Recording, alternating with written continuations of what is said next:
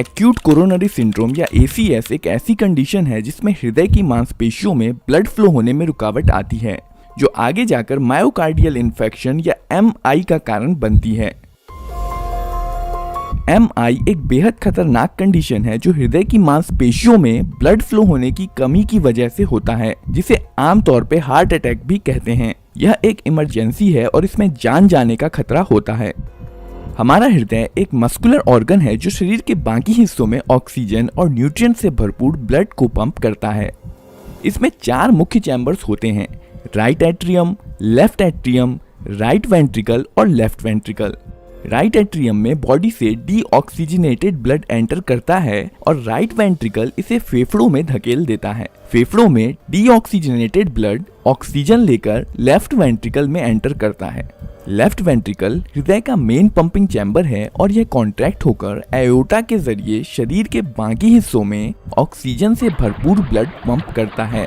पर आपके शरीर के बाकी हिस्सों की तरह हृदय को भी ठीक से काम करने के लिए ऑक्सीजन युक्त ब्लड की जरूरत होती है और इसे ऑक्सीजन पहुंचाने का काम करती हैं कोरोनरी आर्टरीज। कई सारी छोटी छोटी कोरोनरी आर्टरीज एओर्टा से जुड़ी हुई होती हैं और हृदय की मांसपेशियों को आवश्यक ऑक्सीजन और न्यूट्रिएंट सप्लाई करती हैं। एक्यूट कोरोनरी सिंड्रोम में इन्हीं कोरोनरी आर्टरीज में ब्लॉकेज हो जाता है, जिसकी वजह से हृदय की मांसपेशियों में सप्लाई होने वाले ब्लड में रुकावट आ जाती है। ऐसा अक्सर एथेरोस्क्लेरोसिस प्लाक यानी कोरोनरी आर्टरीज में फैट, कोलेस्ट्रॉल या अन्य किसी चीज के जमा हो जाने से, या कोरोनरी स्पैज्म यानी कि आर्टरीज में ऐंठन आ जाने से, या फिर कोरोनरी आर्टरी डाइसेक्शन यानी कि आर्टरी के फट जाने की वजह से होता है। एथेरोस्क्लेरोसिस में फैटी प्लैक के लगातार बढ़ने से कोरोनरी आर्टरी का गैप कम हो जाता है और अगर ये प्लाक टूट जाता है तो ब्लड एक जगह पर इकट्ठा होना शुरू हो जाता है, जिसे ब्लड क्लॉट कहते हैं, जिसके कारण कोरोनरी आर्टरी में ब्लॉकेज बन जाता है। आमतौर पर ब्लड क्लॉट हो जाने की वजह से ही कोरोनरी आर्टरी में ब्लॉकेज होता है। दूसरे कारण जिनके कारण कोरोनरी आर्टरी में ब्लॉकेज हो सकता है हैं कोरोनरी आर्टरी स्पैज्म, जिसमें अचानक से कोरोनरी आर्टरी ऐंठ जाती है और यह ड्रग्स, स्मोकिंग, ठंड के मौसम या अत्यधिक तनाव के चलते हो सकता है।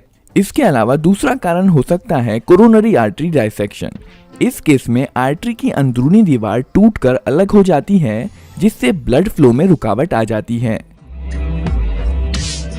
हृदय के किसी भी हिस्से में इस तरह की रुकावट आ जाने से वहां पर ऑक्सीजन और न्यूट्रिएंट्स नहीं पहुंच पाते हैं, जिस वजह से हृदय की मांसपेशियां मर जाती हैं। इस कंडीशन को मायोकार्डियल इन्फेक्शन कहते हैं।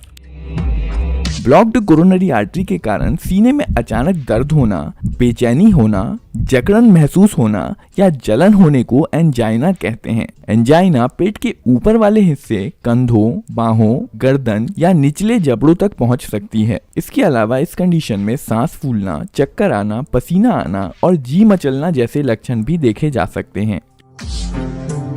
फैटी प्लाक के कारण जब कोरोनरी आर्टरीज काफी हद तक ब्लॉक हो जाती हैं, तो इसे ठीक करने के लिए कोरोनरी एंजियोप्लास्टी प्रक्रिया से ब्लड फ्लो को ठीक किया जाता है। इस प्रक्रिया को शुरू करने के लिए सबसे पहले डॉक्टर कमर की त्वचा को सुन्न कर देता है और फिर आपकी त्वचा के जरिए जांघ की एक नस में सुई डालता है। इसके बाद नस में सुई के जरिए एक फ्लेक्सिबल गाइड वायर डाला जाता है और फिर सुई को निकालकर इसकी जगह पर एक छोटी फ्लेक्सिबल ट्यूब डाली जाती है, जिसे शीथ कहा जाता है। इसके बाद शीथ के रास्ते से गाइड वायर को हृदय तक पहुंचाया जाता है।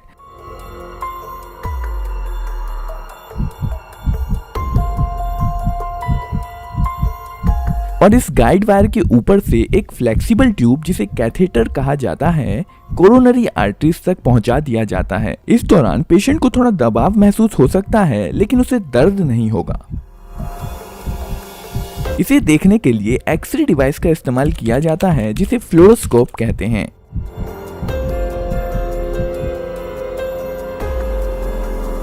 इस पॉइंट पर डॉक्टर गाइड वायर को निकाल देता है। इसके बाद डॉक्टर कैथेटर के टिप को कोरोनरी आर्टरी के अंदर डाल देता है और जांच करने के लिए आर्टरी में एक खास तरह के डाई को डालता है। डाई डालने पर आर्टरी में किसी भी ब्लॉकेज को आसानी से देखा जा सकता है। अगर काफी बड़ा ब्लॉकेज दिखाई पड़ता है तो डॉक्टर आर्टरी के अंदर एक गाइड वायर को डाल देता है और वायर के ऊपर से कैथेटर को ब्लॉकेज वाली जगह पर ले जाता है। कैथेटर की टिप पर एक बैलून लगा होता है जिसे ब्लॉकेज वाली जगह पर 20 से 30 सेकंड के लिए फुला दिया जाता है, जिससे फैटी प्लाक अंदर को दब जाता है और आर्टरीज फैल जाती हैं। जब बैलून फूला हुआ होता है तब आर्टरी पूरी तरह से ब्लॉक हो जाती है और पेशेंट को सीने में दर्द महसूस हो सकता है। इसके बाद बैलून को डिफ्लेट करके बाहर निकाल लिया जाता है और साथ ही साथ दर्द भी चला जाता है। आर्टरी के फैल जाने से ब्लड फ्लो में सुधार आ जाता है। आर्टरी को खुला रखने के लिए मेटल से बनी एक मैश ट्यूब, जिसे स्टेंट कहा जाता है, का इस्तेमाल भी किया जा सकता है। डॉक्टर पेशेंट के लिए स्टेंट की सही साइज को चुनता है, जिसे एक बैलून के ऊपर कंप्रेस करके रखा जाता है। स्टेंट को उसी गाइड वायर के जरिए आर्टरी तक ले जाया जाता है। बैलून को फुलाए जाने पर बैलून पर रखा स्टेंट भी खुल जाता है और अपनी जगह पर लॉक हो जाता है। बैलून वाले कैथेटर को बाहर निकालने के बाद स्टेंट कोरोनरी आर्टरी को खुला रखने में मदद करता है और फाइनली गाइड वायर को भी बाहर निकाल लिया जाता है। 3D एनिमेशन की मदद से चीज़ों को समझना बहुत ही एंटरटेनिंग हो जाता है और लोगों को कॉन्सेप्ट भी बहुत आसानी से समझ में आता है और इसलिए लोग 3D एनिमेटेड वीडियो को बहुत ज़्यादा पसंद करते हैं। दोस्तों, बहुत समय से आप लोगों की एक डिमांड थी कि ये 3D एनिमेटेड वीडियोस कैसे बनाई जाती हैं, इस पर एक कोर्स बनाया जाए और आखिरकार हम आपके लिए ये कोर्स लेकर आ चुके हैं। दोस्तों, अगर आपको 3D एनिमेशन का एकदम ज़ीरो नॉलेज है या थोड़ा बहुत नॉलेज है और आप यहाँ वहाँ कंटेंट सर्च करने की बजाय कुछ काम की चीज़ सीखना चाहते हैं तो आप इस कोर्स को ज़रूर ज्वाइन कीजिए। मुझे इस फील्ड में 6 साल से भी ज़्यादा का एक्सपीरियंस हो चुका है और इस एक्सपीरियंस के दौरान मुझे एक बात पता चली कि आपको 3D एनिमेशन बनाने के लिए पूरा सॉफ्टवेयर सीखने की ज़रूरत नहीं है और अगर आप 3D सॉफ्टवेयर को पूरा A to Z सीखना शुरू कर देंगे तो आपको इसे सीखने में सालों लग सकते हैं। 3D सॉफ्टवेयर में 70% चीज़ें ऐसी होती हैं जिनका इस्तेमाल मात्र 30% ही होता है और 30% चीज़ें ऐसी होती हैं जिसका इस्तेमाल 90% तक होता है। इसलिए हमने इस 3D एनिमेशन कोर्स में A to Z learning approach के बजाय प्रैक्टिकल अप्रोच लिया है, जिसमें आप कुछ बेसिक लेसन्स के बाद डायरेक्टली प्रोजेक्ट पर काम करना शुरू कर देंगे और मेरे साथ साथ स्टेप बाय स्टेप एनिमेशन बनाएंगे और इस प्रकार आप मुझे फॉलो करके बहुत कम समय में 3D एनिमेशन बनाना सीख सकते हैं। तो दोस्तों, स्वागत है आपका हमारे इस 3D एनिमेशन के कोर्स में।